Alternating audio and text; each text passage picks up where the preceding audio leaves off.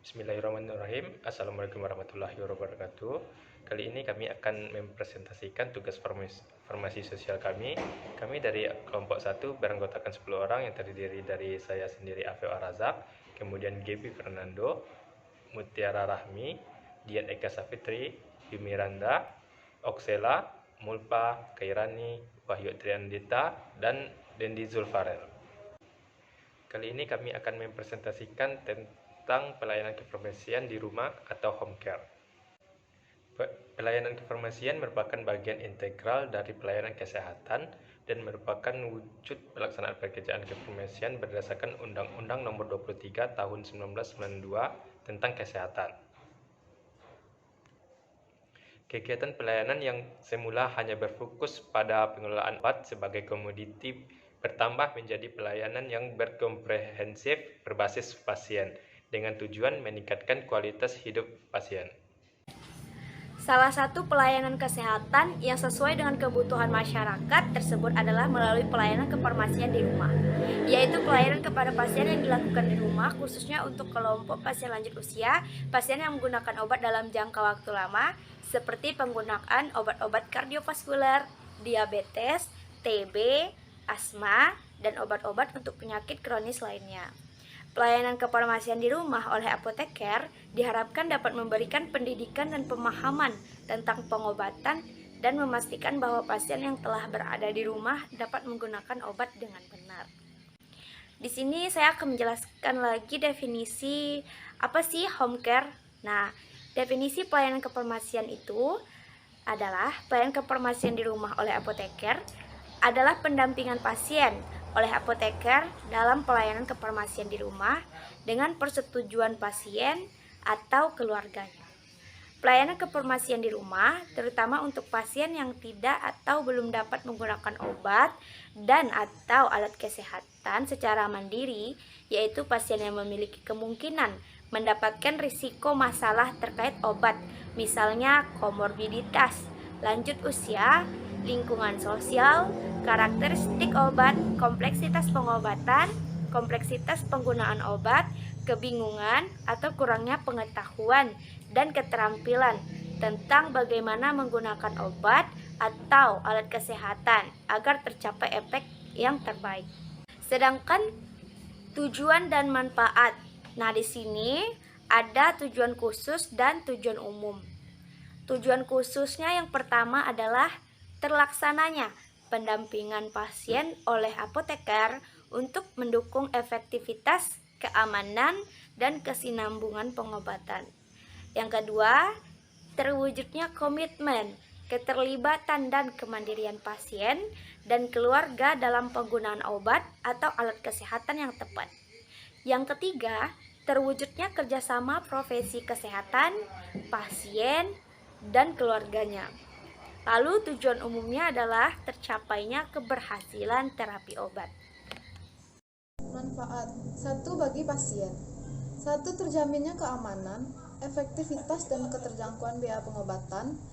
2. Meningkatkan pemahaman dalam pengelolaan dan penggunaan obat serta alat kesehatan.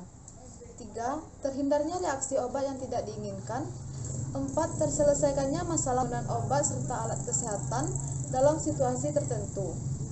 2. Bagi apoteker, pengembangan kompetensi apoteker dalam pelayanan kefarmasian di rumah.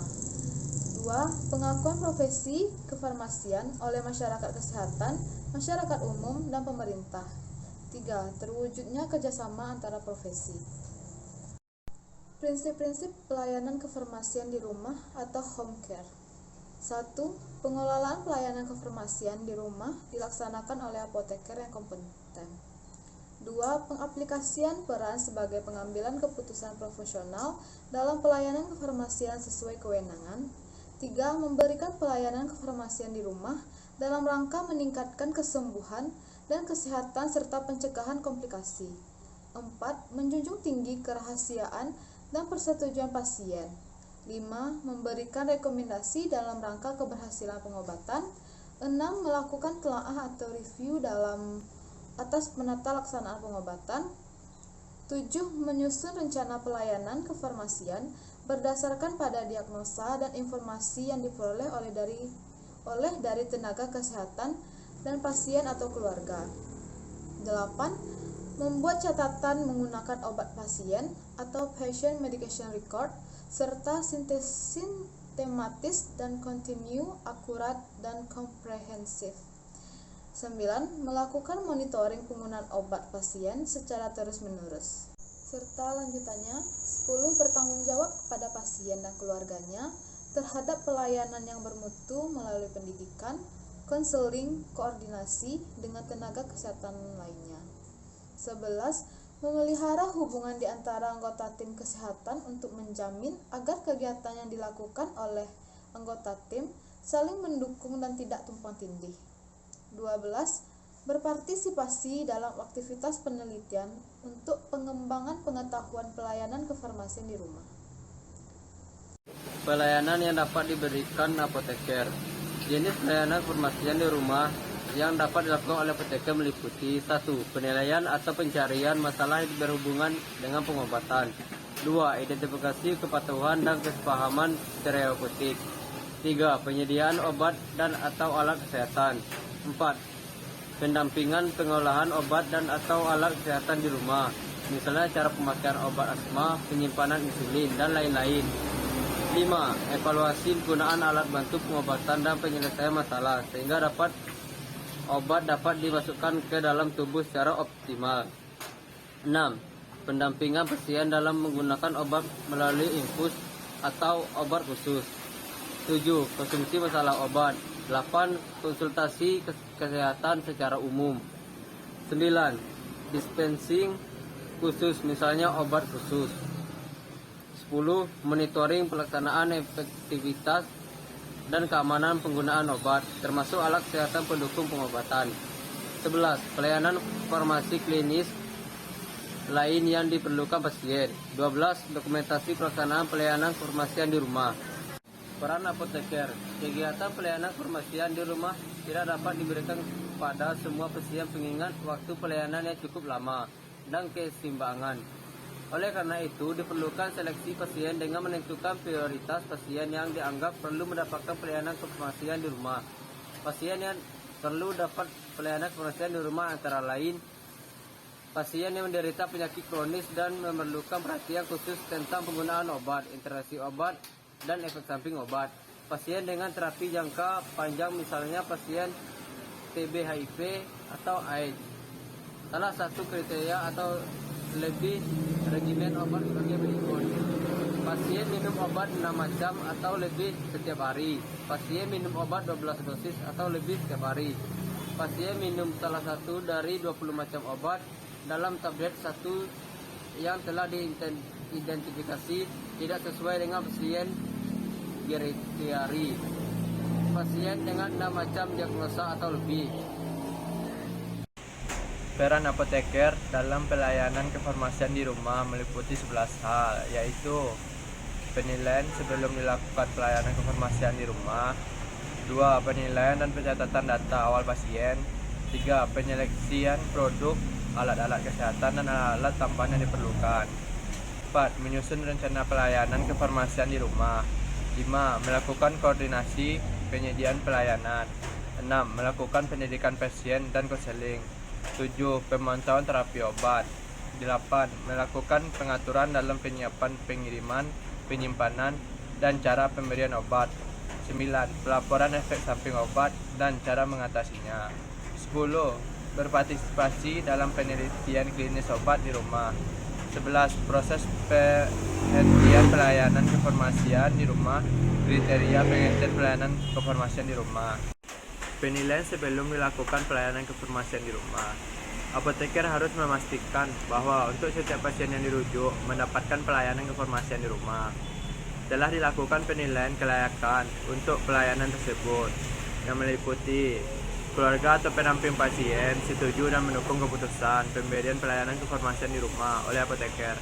Keluarga atau pendamping pasien adalah orang yang akan diberikan pendidikan tentang cara pemberian pengobatan yang benar. Apoteker pemberian layanan memiliki akses ke rumah pasien. Adanya keterlibatan dokter dalam penilaian dan pengobatan pasien secara keseluruhan. Obat yang diberikan tepat indikasi, dosis, rute, dan cara pemberian obat. Adanya uji laboratorium yang sesuai untuk dilakukan monitoring selama pelayanan kefarmasian di rumah. Adanya dukungan finansial dari keluarga untuk pelaksanaan pelayanan kefarmasian di rumah. Yang kedua, penilaian dan pencatatan data awal pasien.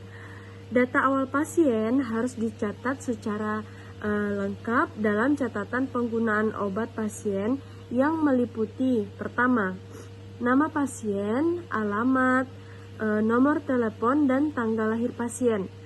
Yang kedua, nama, alamat, nomor telepon yang bisa dihubungi dalam keadaan emergensi. Yang ketiga, tinggi, berat badan, dan jenis kelamin pasien. Yang keempat, pendidikan terakhir pasien. Yang kelima, hasil diagnosa. Selanjutnya, hasil uji laboratorium, riwayat penyakit pasien, riwayat alergi, profil pengobatan pasien yang lengkap, obat keras dan OTC, imunisasi, dan obat tradisional. Selanjutnya, nama dokter, alamat, nomor telepon, dan lain-lain. Institusi atau tenaga kesehatan lain yang terlibat dalam pelayanan kesehatan di rumah dan nomor telepon. Selanjutnya, rencana pelayanan dan daftar masalah yang terkait obat, jika ada. Selanjutnya, tujuan pengobatan dan perkiraan lama pengobatan dan indikator keberhasilan pelayanan kefarmasian di rumah. Baiklah, selanjutnya adalah yang ketiga, penyeleksian produk, alat-alat kesehatan, dan alat-alat tambahan yang diperlukan. Apoteker yang berkolaborasi dengan tenaga kesehatan lain dalam memberikan pelayanan kefarmasian di rumah bertanggung jawab dalam menyeleksi alat-alat infus, obat tambahan, dan alat-alat tambahan seperti dressing kit, syringes, dan administration set. Faktor-faktor yang terlibat dalam memilih alat infus dan alat tambahan adalah sebagai berikut.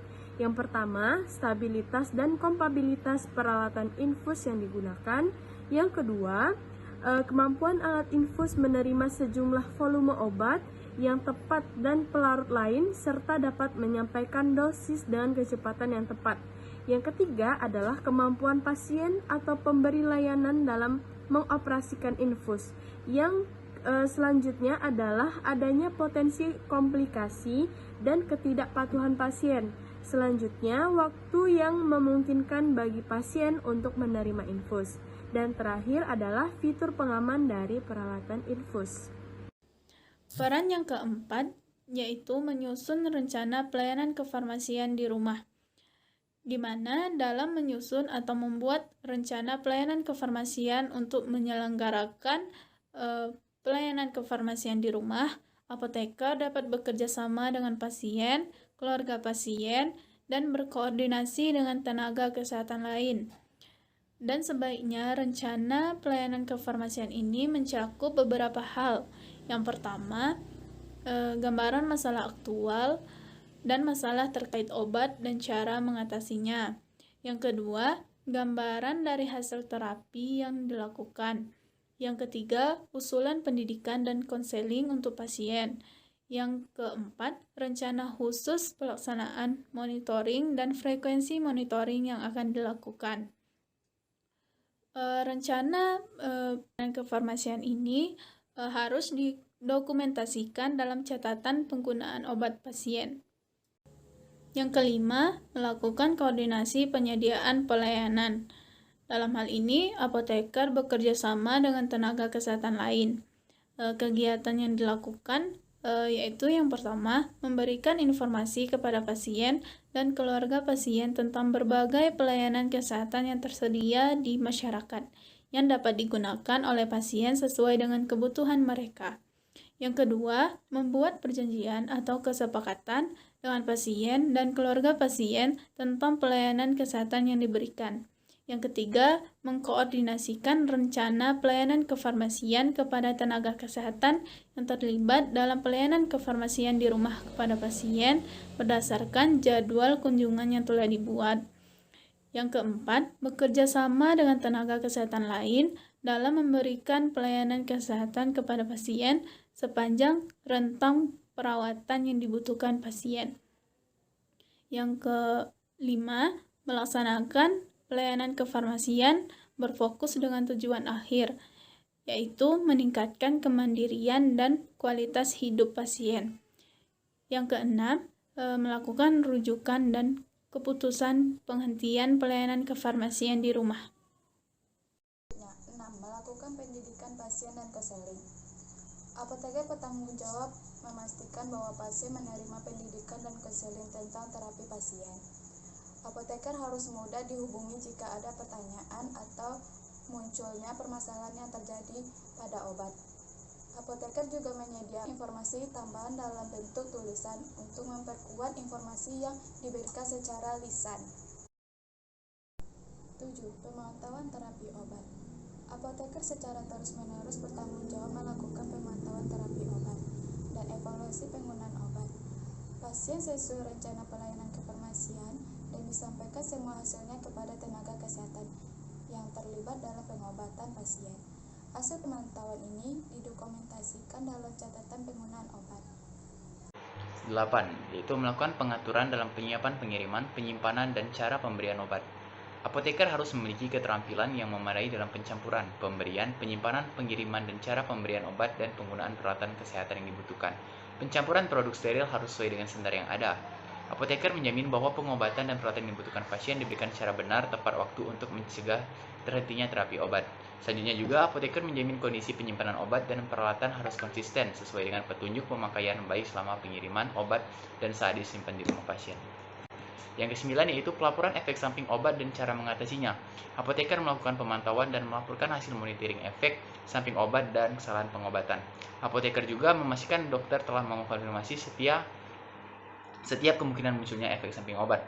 Efek samping yang muncul dapat dijadikan indikator mutu pelayanan, dan monitoring efek samping obat harus menjadi bagian dari program pelayanan secara terus-menerus.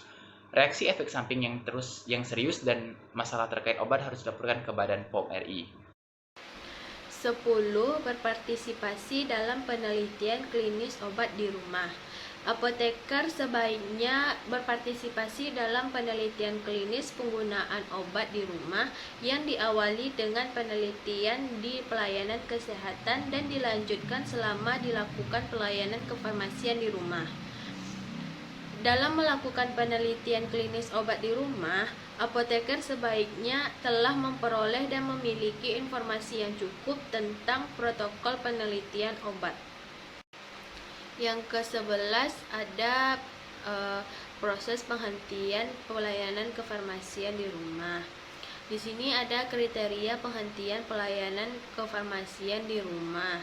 Yang pertama ada hasil pelayanan tercapai sesuai tujuan. Yang kedua, kondisi pasien telah stabil. Yang ketiga, keluarga sudah mampu melakukan pelayanan di rumah sendiri.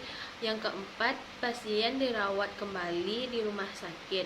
Yang kelima, pasien menolak pelayanan lebih lanjut. Yang keenam, pasien pindah tempat ke lokasi lain. Dan yang ketujuh, pasien meninggal dunia. Sekian presentasi dari tugas kelompok kami. Apabila ada kesalahan kami mohon maaf. Terima kasih dan Assalamualaikum warahmatullahi wabarakatuh.